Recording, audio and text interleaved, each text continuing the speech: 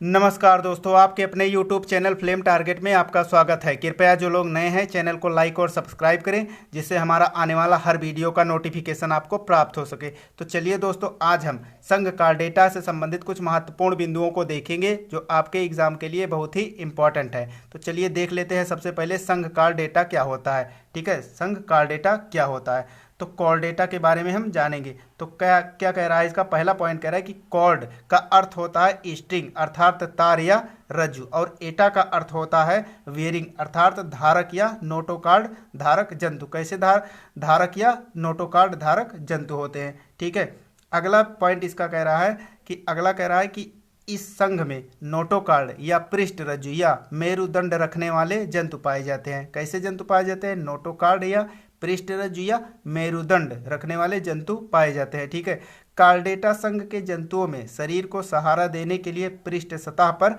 एक लंबी लचीली दृढ़ छड़ पाई जाती है। कैसी? लंबी लचीली दृढ़ छड़ पाई जाती है, जिसे पृष्ठ रज्जु या नोटोकार्ड कहते हैं। क्या कहते हैं? पृष्ठ रज्जु या नोटोकार्ड कहते हैं। इसी कारण इन जंतुओं को कार्डेटा कहा जाता है। ठीक है दोस्तों, इसी कारण इन जंतुओं को कार्डेटा कहा जाता है। ठीक है, अब देखेंगे इसके प्रमुख लक्षण क्या है। ठीक है, जनरल कैरेक्टर्स क्या है कार्डेटा की। तो पहला पॉइंट इसका कह रहा है कि कार्डेटा संघ के जंतुओं में किसी न किसी अवस्था में नोटोकार्ड या पृष्ठ रज्जु अवश्य पाई जाती है। ठीक है, अगला पॉइंट इसका क्या कह रहा है? अगला पॉइंट इसका कह रहा है कि कार्डेटा में एक तंत्रिका रज्जु शरीर की मध्य रेखा पर स्थित होती है। क्या होती है?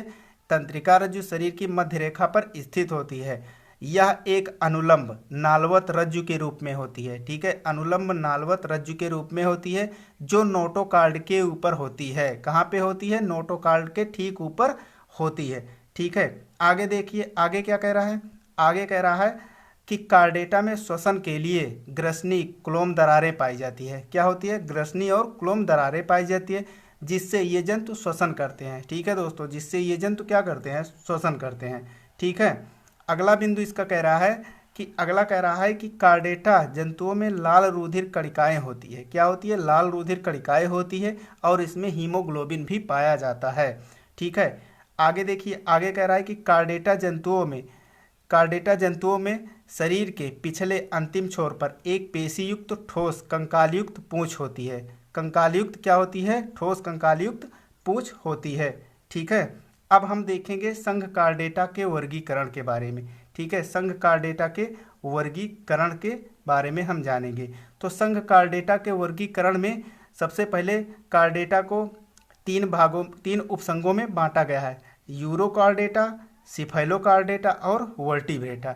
ठीक है, तो यूरोकार्डेटा और सिफेलोकार्डेटा, इसमें कपाल या करोटी का अभाव होता है। क्या होता है? कपाल या करोटी का अभाव होता है, इसलिए इसे उपसंघ एक्रीनिया में रखा गया है। ठीक है दोस्तों, कहाँ रखा गया है? उपसंघ एक्रीनिया में रखा गया है। इसके जंतु को देख लेते हैं, क्या क्या इसके जंतु हैं। तो इसके जंतु जो है हार्डमानिया, एम्फियाक्सस और वेलेनोग्लासस हैं। ठीक है, अब वर्टिब्रेटा में देखिए, वर्टिब्रेटा में क्या कह रहा है कि कपाल या करोटी उपस्थित होती है। क्या होती है? कपाल या करोटी इसमें उपस्थित होती है, इसलिए इसे किसमें? क्रेनिएटा उपसंघ में रखा गया है। क्रेनिएटा उपसंघ में रखा गया, और क्रेनिएटा जो उपसंघ होता है इसको दो भागों में विभाजित किया गया है। एक है एग्नेथा, दूसरा है नैथोस्टोमेटा। ठीक है, तो इसमें क्या होता है कि जो है एग्नेथा होता है, जो इसमें एग्नेथा है, ये एग्नेथा, इसमें वास्तविक जबड़े का अभाव होता है। किसमें? वास्तविक जबड़े का अभाव होता है। और नैथोस्टोमेटा जो है, इसमें वास्तविक जबड़े क्या होते हैं? उपस्थित होते हैं।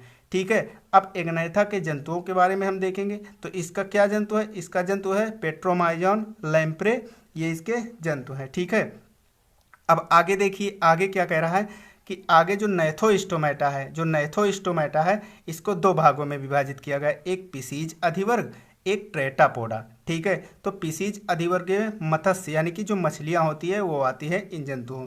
तो इसके जंतु क्या है? इसके जो जंतु हैं ये डार्क फिश हैं, समुद्री घोड़ा, रोहू मछली और तारपीड़ो। ठीक है, तारपीड़ो है। और ट्रेटापोडा को कितने वर्ग में विभाजित किया गया? उभयचर वर्ग, सरीसृप वर्ग, पक्षी वर्ग और स्तनधारी वर्ग। ठीक है दोस्तों, स्तनधारी वर्ग। तो ठीक है दोस्तों, ये तो हो गया कार्डेटा के जो है वर्गीकरण। अब हम देखेंगे इसके जो पिसीज अधिवर्ग हैं इसमें कौन कौन से जंतु हैं। तो सबसे पहले हम रोहू मछली के बारे में देखेंगे, लेबियो के बारे में देखेंगे। तो इसके कुछ प्रमुख बिंदु हैं जो हम देख लेते हैं क्या है। पहला कह रहा है कि भारतीय नदियों की सामान्य रोहू मछली, जिसे हमारे देश के सभी लोग इसे क्या करते हैं, चाव से खाया जाता है। ठीक है, चाव से खाते हैं। ठीक है, अगला बिंदु इसका कह रहा है कि इसका शरीर लंबा धारा रेखित होता है। कैसा होता है, लंबा धारा रेखित होता है तथा पृष्ठ एवं पार्श्व सतह काला दिखाई देता है, जबकि इसका जो अधर तल है वो सफ़ेद दिखाई देता है। ठीक है दोस्तों, इसका जो अधर तल है वो सफ़ेद दिखाई देता है। ठीक है, आगे देखिए, आगे क्या कह रहा है। आगे कह रहा है कि इसके शरीर पर छोटी चपटी एवं वृत्ताकार चमकीली साइक्लॉइड सल्क होती है। कैसी सल्क, साइक्लॉइड स्केल्स का आवरण होता है। ठीक है, आगे क्या कह रहा है। आगे कह रहा है सिर चपटा सा, इस पर बड़ी पलक रहित पार्श्व आंखें होती है और आंखों के आगे बाह्य नासाद्वार तथा पीछे अपर क्यूलम होता है। ठीक है दोस्तों, अपर क्यूलम होता है। तो ये हो गया लेबियो यानी कि रोहू मछली का ये फिगर हो गया। ठीक है, अब देखिए आगे क्या कह रहा है। आगे कह रहा है कि इसका अंतःकंकाल मुख्यतः अस्थिका बना होता है। इसका अंतःकंकाल कैसा बना होता है, अस्थिका बना होता है। नर में मैथुनंग नहीं होता है तथा मादाएं क्या होती हैं, मादाएं अंडे देती हैं। ठीक है दोस्तों, मादाएं अंडे देती हैं। अब देख लेते हैं इसके दूसरे प्राणी के बारे में, जिसे हम लोग क्या कहते हैं, अस्सुमेनिया हिप्पोकैम्पस कहते हैं। ठीक है, तो इसका देख लेते हैं इसके महत्वपूर्ण बिंदु क्या है। तो पहला कह रहा है कि भारतीय एवं अटलांटिक महासागरों की एक अस्थीय मीन, जिसे अस्सुमेनिया समुद्री घोड़ा कहते हैं। क्या कहते हैं, अस्सुमेनिया समुद्री घोड़ा कहते हैं, क्योंकि इसका सिर घोड़े के सिर जैसा दिखाई देता है। ठीक है, और यह सीधी खड़ी तैरती है। कैसी तैरती है, सीधी खड़ी तैरती है। ठीक है दोस्तों, चलिए आगे देख लेते हैं। आगे क्या कह रहा है। आगे कह रहा है कि 10 से 20 सेंटीमीटर लंबा शरीर सिर, धड़ एवं पूंछ में विभेदित होता है। ठीक है, इसका जो शरीर होता है वो सिर, धड़ और पूंछ में विभेदित होता है। आगे क्या कह रहा है। आगे कह रहा है कि सिर का अगला तुंडनुमा भाग नालवत जैसा होता है, जिसे क्या कहते हैं, जिसे रोस्ट्रम कहते हैं। ठीक है दोस्तों, जिसे क्या कहते हैं, रोस्ट्रम कहते हैं। तो ये रहा हिप्पोकैम्पस। ठीक है दोस्तों, ये हिप्पोकैम्पस का फिगर है। ठीक है, आगे देखिए क्या कह रहा है। आगे कह रहा है कि इसकी पूंछ, आगे कह रहा है कि इसकी पूंछ सक्रिय मुड़ी हुई तथा पौधों से लिपटने का काम करती है तथा इसके क्लोम दरारों पर ऑपरक्यूलम होता है। ठीक है, क्लोम दरारों पर इसके क्या होता है, ऑपरक्यूलम होता है। और इसमें अंडों का निषेचन एवं भ्रूणीय परिवर्धन इसी में होता है। किस में होता है, जो हिप्पोकैम्पस होता है इसमें अंडों का निषेचन और भ्रूणीय परिवर्धन इसी में होता है। तो ठीक है दोस्तों, आज के लिए इतना ही। नेक्स्ट वीडियो में हम फिर मिलेंगे। यदि वीडियो पसंद आई हो तो लाइक और सब्सक्राइब करें और हमारे टेलीग्राम चैनल से जुड़ने के लिए लिंक डिस्क्रिप्शन में है, आप वहां जाकर ज्वाइन कर लीजिए। नमस्कार।